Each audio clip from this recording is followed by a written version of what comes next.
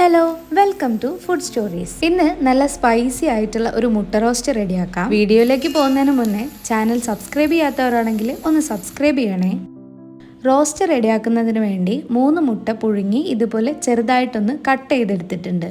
ഒരു പാനിലേക്ക് 2 table spoon വെളിച്ചെണ്ണ ഒഴിച്ചെടുത്തിട്ട് നന്നായിട്ട് ചൂടാക്കിയെടുക്കാം. ഇതിലേക്ക് 1 ടീസ്പൂൺ ഇഞ്ചി വെളുത്തുള്ളി പേസ്റ്റും അല്പം കറിവേപ്പിലയും കൂടെ ചേർത്തിട്ട് ഒന്ന് വഴറ്റിയെടുക്കാം. 25 ചെറിയുള്ളി ചെറുതായി അരിഞ്ഞതും 1/4 ടീസ്പൂൺ ഉപ്പും കൂടെ ചേർത്തിട്ട് ഉള്ളി ഒന്ന് വഴന്നു വരുന്നത് വരെ ഒന്ന് വഴറ്റി കൊടുക്കാം.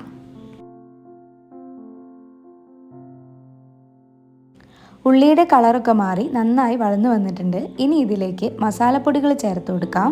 1 ടീസ്പൂൺ മുളക് പൊടി, 1/4 ടീസ്പൂൺ മഞ്ഞൾപ്പൊടി, 1/2 ടീസ്പൂൺ കുരുമുളക് പൊടി, ഇവയെല്ലാം ചേർത്തിട്ട് മസാലയുടെ പച്ചമണം മാറി വരുന്നത് വരെ ഒന്ന് വഴറ്റി കൊടുക്കാം.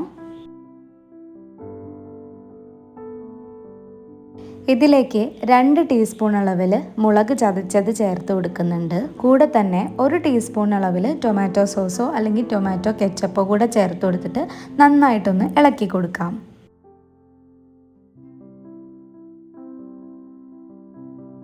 എല്ലാം ഒന്ന് നല്ലപോലെ മിക്സായി വരാൻ വേണ്ടി ഒരു 2 ടേബിൾ സ്പൂൺ അളവിൽ വളരെ കുറച്ച് അളവിൽ മാത്രം വെള്ളം ചേർത്ത് കൊടുക്കാം.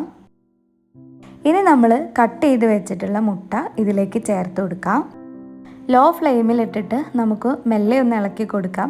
മുട്ട അധികം ഉടഞ്ഞു പോവാതെ നോക്കണം. മസാലയൊക്കെ എല്ലാ ഭാഗത്തേക്കും പിടിക്കുന്ന രീതിയിൽ നമുക്കൊന്ന് ഇളക്കി കൊടുക്കാം. ഇനി ഇതിനെ ഒരു 2-3 മിനിറ്റ് ഒന്ന് അടച്ചു വെച്ച് വേവിക്കാം. ഇപ്പോൾ ഒരു 3 മിനിറ്റോളം ആയിട്ടുണ്ട്. മസാലയൊക്കെ ഇതാ മുട്ടയിൽ നല്ല രീതിയിൽ തന്നെ പിടിച്ചിട്ടുണ്ട്. ഇനി നിങ്ങൾക്ക് ഉപ്പോ കുരുമുളകോ വേണമെങ്കിൽ ചേർത്ത് കൊടുക്കാവുന്നതാണ് കേട്ടോ. ഇതിപ്പോൾ ഓൾറെഡി ചില്ലി ഫ്ലേക്സും മുളക് പൊടിയും കൂടെ ചേർത്ത് കൊടുത്തുകൊണ്ട് അത്യാവശ്യം എരിവുണ്ട്. ഇനി ഫ്ലെയിം ഓഫ് ചെയ്യാം. അവസാനമായിട്ട് കുറച്ച് കറിവേപ്പിലയും കൂടെ ഇട്ട് കൊടുത്താൽ സംഭവം റെഡി. വളരെ സിമ്പിളായിട്ട് ഉണ്ടാക്കാൻ പറ്റുന്ന ഒരു മുട്ടയുടെ റെസിപ്പിയാണ് കേട്ടോ. ചോറിൻ്റെയും ചപ്പാത്തിയുടെ ഒക്കെ കൂടെ കഴിക്കാവുന്നതാണ്. അപ്പോൾ എല്ലാവരും ഒന്ന് ട്രൈ ചെയ്ത് നോക്കുക. പിന്നെ വീഡിയോ ഇഷ്ടപ്പെട്ടാൽ ചാനൽ സബ്സ്ക്രൈബ് ചെയ്യാനും സപ്പോർട്ട് ചെയ്യാനും മറക്കരുത്.